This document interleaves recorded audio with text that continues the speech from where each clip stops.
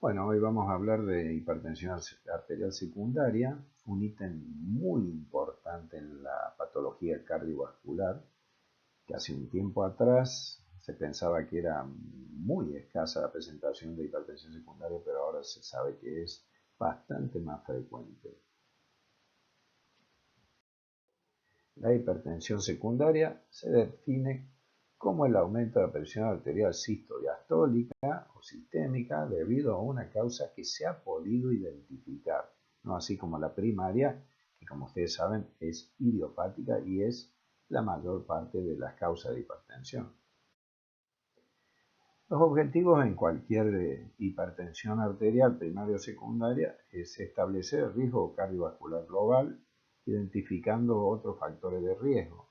Por ejemplo, la presencia de órganos blancos, las condiciones clínicas que pueden estar asociadas, como otras patologías, e identificar posibles causas de hipertensión arterial secundaria. Esto es muy importante. Esto es muy importante que lo comprendan. Antes se creía que solamente la hipertensión secundaria ocupaba el 5% del total de casos de hipertensión arterial. Bueno, ahora con el advenimiento de muchos estudios y, digamos, de métodos diagnósticos más sofisticados, se ha llegado al 10%, casi al 15% de prevalencia de la hipertensión arterial secundaria, que también aumenta con la edad. Antes se creía que era únicamente en niños o en recién nacidos con algún defecto congénito. Ahora se sabe, fíjense, que el 5,6% es en menores de 30 años y ya un 12,7% en mayores de 50 y un 16,7% en mayores de 70 años, donde, por ejemplo, está la apnea del sueño y otras patologías que son secundarias y de hipertensión arterial secundaria. La hipertensión arterial secundaria tiene una evidencia de que produce mayor mortalidad que la primaria, esto es real, porque lo hace en menos tiempo. Y es reversible, porque si ustedes, por ejemplo, a un estrechez de la arteria renal le colocan un stent, bueno, todo vuelve a la normalidad. Probablemente el paciente siga con un poco de hipertensión y ya tiene una predisposición, pero se soluciona la mayor parte del problema.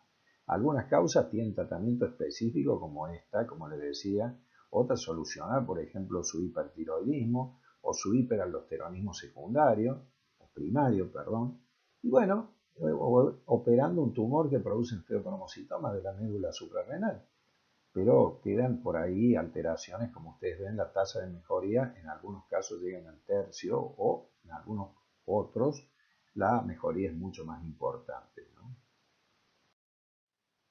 Esta diapositiva también es muy importante porque antes de nosotros decidir investigar en hipertensión arterial secundaria tenemos que hacer un diagnóstico diferencial entre pseudohipertensión, que es en adultos mayores, en realidad no tienen presión arterial elevada, pero sí la rigidez de los vasos hace que aumente la presión arterial.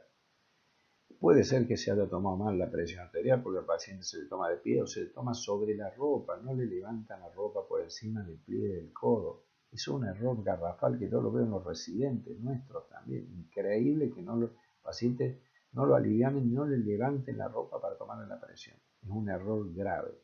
O que se le tome al paciente que está acostado, bueno, porque está en decúbito, está en una patología grave, pero si no hay que sentarlo, poner apoyado sobre una mesa, el antebrazo y ponerle bien el manguito, etc. Que tengo una hipertensión de bata blanca, que es el paciente que tiene miedo al médico, un temor que es frecuente, como nosotros los odontólogos, por ejemplo. Entonces le da alta la presión, pero en su casa le da normal. Un tratamiento inadecuado, evidentemente, esa es otra de las causas. Que no cumpla con el tratamiento no farmacológico, es decir, el paciente acá nos jura y nos perjura que come liviano, que es vegano, etc. Mentira, come con sal, come grasa, come de todo. Y el tratamiento farmacológico que no se cumpla, que hoy por hoy la gran causa es los problemas económicos que tienen nuestros pacientes, no poder conseguir medicación muy cara y que tenga interacción con otros medicamentos u otras sustancias. Bueno, y comenzamos con las causas. Antes de un mes de nacido, evidentemente las causas son congénitas o, por ejemplo, una trombosis de la arteria renal tras canalización de la arteria umbilical. Eso es mecánico, obviamente, y un error probablemente. La coartación de aorta, la lesión renal congénita, displasia, todas estas son patologías congénitas. Y más de un mes, hasta los 6 años, ya empiezan las glomerulonefritis, enfermedades del parénquima renal, La coartación de aorta y la estenosis de la arteria renal son las que priman en esta edad.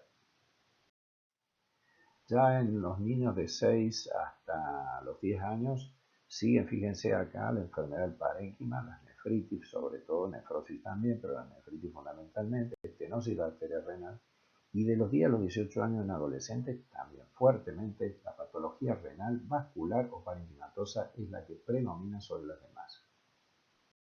En cambio, fíjense ustedes, los adultos, el síndrome de apnea del sueño es muy frecuente en los adultos mayores, ¿no es cierto? Individuos que tienen, aparte de obesidad, hipertensión, diabetes, generalmente tienen lo que se llama síndrome metabólico, se duermen. Un 15%, hasta un 15% muy importante. Por supuesto, la enfermedad renal, la vascular crónica, la renal crónica. Y enfermedades acá aparecen las endócrinas.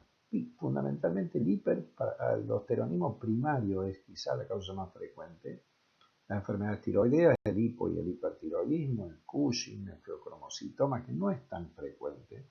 La coartación de aorta, si no se ha diagnosticado antes, muy raro que se diagnostique a esta edad, el paciente probablemente tenga complicaciones muy graves o haya fallecido, y otros medicamentos y sustancias exógenas que pueden producir hipertensión secundaria.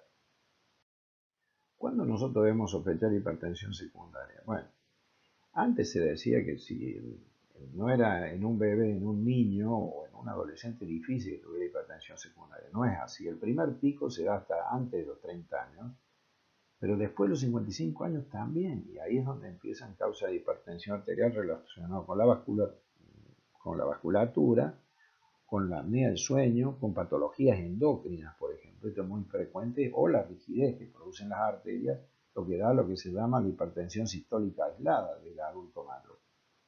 Cuando hay ausencia de historias familiares de hipertensión arterial en adultos o marcados antecedentes familiares y hipertensión cardiovascular a edades tempranas, ¿no es cierto? Por ejemplo, hipertensión infantil. La de aparición súbita con el feocromocitoma, por ejemplo, con crisis hipertensiva y una hipertensión difícil de tratar, mayor de 180 sistólica, 110 diastólica y que con 3 o 4 drogas no responde. Hay que pensar en una secundaria. También en la hipertensión con daño de órgano noble, si esta es desproporcionada para duración de hipertensión. Por ejemplo, les explico. En la hipertensión primaria lleva un largo periodo hasta que va haciendo mella y produciendo alteraciones vasculares o alteraciones retinianas o de tipo coronaria o cerebrovascular. En cambio, en una hipertensión secundaria, una estenosis renal produce rápidamente una complicación grave que puede llevar a una insuficiencia. O un paciente que tiene una apnea del sueño puede producir algún trastorno grave a nivel cardiovascular o accidente cerebrovascular, etcétera, etcétera. Es decir, el daño de órgano blanco agudo hay que pensar no que se produzca en forma aguda, sino de poco tiempo de enfermedad hipertensiva hay que pensar en hipertensión secundaria. El hecho de que empeora una hipertensión que está controlada y un patrón non-diper, ¿qué es esto?